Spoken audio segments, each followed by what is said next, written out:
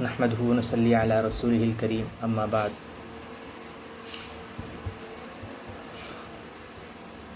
آج کے زمانے میں اگر آپ دیکھیں اور غور و فکر کریں تو آپ کو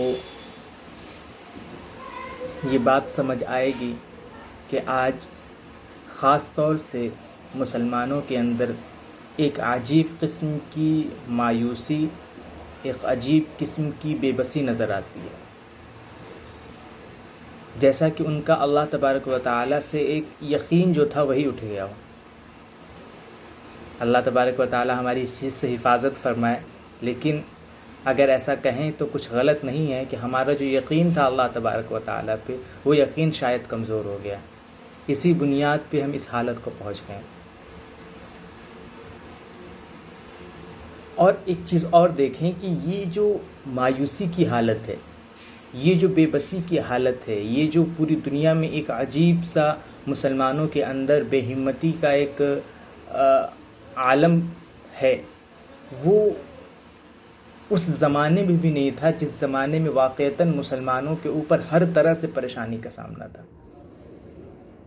اگر آپ نے سنا ہو اور آپ کو معلوم ہو تو ایک زمانہ تھا تاتاریوں کا زمانہ، جس میں مسلمانوں کو جس طرح سے پریشانی کا سامنا کرنا پڑا، شاید کہ اگر کوئی دوسری قوم ہوتی اور اس طرح سے اس پریشانیوں کا سامنا کرتی تو شاید کہ وہ قوم جو ہے کہ تباہ و برباد ہو جاتی اور اس قوم کا نام و نشان نہیں ہوتا۔ لیکن یہ قوم ایسی قوم ہے جس نے ہر طرح کی تکلیف کو برداشت کیا، جس نے ہر طرح کے حالات کو دیکھا، اس کے باوجود آج دنیا میں یہ کثیر تعداد میں اور کسی نہ کسی حد تک کامیاب درجے تک بھی ہیں۔ لیکن اس کے باوجود کامیابی بھی ان کو حاصل ہے، چیزیں بھی ان کو حاصل ہے، سب کچھ حاصل ہے، لیکن اصل کیا چیز جو ان کو حاصل نہیں ہے وہ یہ ہے کہ ان کو اللہ تبارک و تعالیٰ پہ جو یقین تھا وہ یقین بہت کمزور ہو گیا ہے، وہ یقین کا درجہ جو تھا وہ ان کو یقین کا وہ درجہ حاصل نہیں ہے۔ یہی سب سے بڑی وجہ ہے ہماری کمزوری کی۔ آج ہم دیکھیں کہ ہمارے یہاں مسلمانوں کے پاس ہر چیزیں ہیں، ان کے پاس ملک ہیں، ان کے پاس مال و دولت ہے، ان کے پاس کیا نہیں ہے، لیکن ہے نہیں تو کیا نہیں ہے، ان کا جو ایک اتحاد تھا، جو اللہ تبارک و تعالیٰ کا حکم تھا، اس کی فرما برداری نہیں ہے، وہ چیزیں نہیں ہیں۔ اللہ تبارک و تعالیٰ نے کہا تھا وَاعْتَصِمُوا بِحَبْلِ اللَّهِ جَمِيعًا وَلَا تَفَرَّقُوا۔ تو سمجھ لیں اللہ تبارک و تعالیٰ نے بیان کیا قرآن پاک میں کہ اللہ کے رسی کو مضبوطی کے ساتھ پکڑ لو، جمیعہ ایک ساتھ ہو گئے، وَلَا تَفَرَّقُوا، اور فرقہ بازی نہ پھیلاؤ، فرقہ واریت نہ کرو۔ تو یہی کہنے کا مطلب ہے کہ ہمارے کمزور ہونے کا جو اصل وجہ، جو ہمارے کمزور ہونے کی اصل بنیاد ہے، وہ یہی ہے کہ ہمارا اللہ تبارک و تعالیٰ سے جو ایک تعلق تھا وہ تعلق بے انتہا کمزور ہو گیا ہے۔ یہ بات ہمیشہ یاد رکھیں کہ حالات کو بدلنے والا صرف اور صرف اللہ رب العزت ہے، حالات کا ایک لمحے میں پلٹ دینے والا وہ صرف اور صرف اللہ رب العزت ہے، اور انشاءاللہ بہت جلد حالات بدل بھی جائیں گے۔ لیکن میں جو کہنا چاہ رہا تھا وہ یہ کہ آج کے زمانے میں مسلمانوں کے اندر ایک ایسی بے بسی، ایک ایسی پست ہمتی آئی ہے کہ جو شاید کہ اس زمانے سے پہلے کسی زمانے میں مسلمانوں کے اندر نہ ہو۔ وہ زمانہ جب کہ تاتاریوں نے مسلمانوں کو ہر اعتبار سے تہو بالا کر کے رکھ دیا، لاکھوں فرزندان توحید کو انہوں نے قتل و غارت کے ذریعے سے ختم کر دیا، انہوں نے خاص طور سے مسلمانوں کے علمی مراکز جو تھے ان کو تباہ و برباد کر دیا، جو مسلمانوں کا سیاسی مرکز تھا اس کو تباہ و برباد کر دیا۔ اس زمانے کا جو سب سے بڑا بادشاہ، اگر آپ پورے مجموعی اعتبار سے دیکھیں تو اس وقت جو سب سے بڑا بادشاہ تھا مسلمانوں کا وہ خوارزم شاہ کہلایا جا سکتا تھا، لیکن اس کی بھی یہ حالت تھی کہ وہ ایک ملک سے دوسرے ملک میں بھاگا پھر رہا تھا۔ یہ کیفیت تھی، یہ حالت تھی کہ مسلمان ہر طرح سے تباہ و برباد ہو چکے تھے۔ لیکن اللہ تبارک و تعالیٰ کا رحم و کرم، ہمارے اکابر کا جو ایک یقین تھا اللہ تبارک و تعالیٰ سے، ہمارے اکابر کی جد و جہد، ہمارے بڑوں کی محنت اور کاوش جو ہے وہ رنگ لے کر آئی، اور پھر وہ دن آیا کہ جس کے بارے میں علامہ اقبال نے کہا کہ ہے آیا یو رشِ تاتار کے افسانے سے، پاسباں مل گئے کعبے کو صنم خانے سے، کہ یعنی انہی تاتاریوں میں سے اللہ تبارک و تعالیٰ نے پھر مسلمان پیدا کر دیے، اور جو بعد میں بن کے وہی خاندان جو ہے کہ یہاں آیا، اور دیکھیے انہی میں سے اورنگزیب عالمگیر جیسے بڑے جلیل القدر ولی جو ہے کہ پیدا ہوئے۔ تو اللہ تبارک و تعالیٰ اصل پیدا کرنے والا ہے حالات کا، اس کی طرف جب تک آپ نہیں لگیں گے۔ آج تو مطلب آپ دیکھیں کہ کیا ہی لفظ استعمال کیا جائے کہ آپ کسی بھی پہلو کو اٹھا لیں، مسلمانوں کے کسی بھی پہلو کو اٹھا لیں، ہر اعتبار سے وہ کمزور دکھائی دیتا ہے۔ ایسا کیوں؟ کیا ہو گیا؟ اگر ہمت کرے انسان تو پھر کیا نہیں بس میں، یہ ہے کم ہمتی جو بے بسی معلوم ہوتی ہے۔ آپ کے اندر کم ہمتی آ گئی ہے، ہمارے اندر کم ہمتی آ گئی ہے، یہی ہمیں تباہ و برباد کر رہی ہے۔ ہمیں کم ہمت نہیں ہونا چاہیے، ہمیں ہمت کرنی چاہیے، اور دین اور دنیا دونوں میں ترقی حاصل کرنی چاہیے۔ ایک چیز اور یاد رکھیں کہ آپ کوئی بھی علم حاصل کریں، خواہ وہ دنیا کا علم حاصل ہو، آپ MBBS کرنا چاہتے ہیں کریں، آپ LLB کرنا چاہتے ہیں کریں، یہ تمام چیزیں ثواب کا ذریعہ بن سکتی ہیں اگر آپ کی نیت جو ہے وہ خالص ہو۔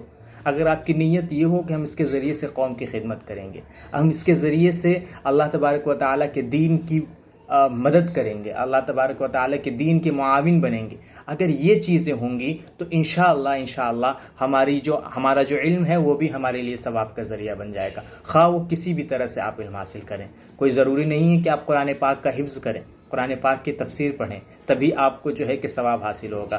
نیت خالص ہونی چاہیے۔ آپ کوئی بھی علم حاصل کر رہے ہیں اس میں صرف نیت یہ ہونی چاہیے کہ ہم علم یہ اس لیے حاصل کر رہے ہیں کہ اس کے ذریعے سے اللہ تبارک و تعالیٰ کے دین کو پھیلائیں گے۔ آپ اتنے زیادہ پست ہمت ہو چکے ہیں کہ ہمارے اندر اگر کوئی روشن خیال بندہ آ بھی جاتا ہے، ایک بہت اہم سی چیز میں آپ کو بتا رہا ہوں کہ ہمارے اندر کوئی روشن خیال بندہ آ بھی جاتا ہے اور وہ محنت اور جد و جہد کر کے ایک اسٹیج تک پہنچ جاتا ہے، کامیابی کے ایک درجے تک پہنچ جاتا ہے، تو پھر وہ جب ہمیں دیکھتا ہے تو اس کو لگتا ہے کہ یہ قوم تو ایسے ہی برباد ہے۔ وہ کیوں ہے؟ اگر وہ جو ہمیں یہ سوچتا ہے کہ یہ قوم ایسی برباد ہے، وہ ایسا کیوں سوچتا ہے؟ اس لیے کہ ہمارے اندر وہ عجیب سی پست ہمتی ہے۔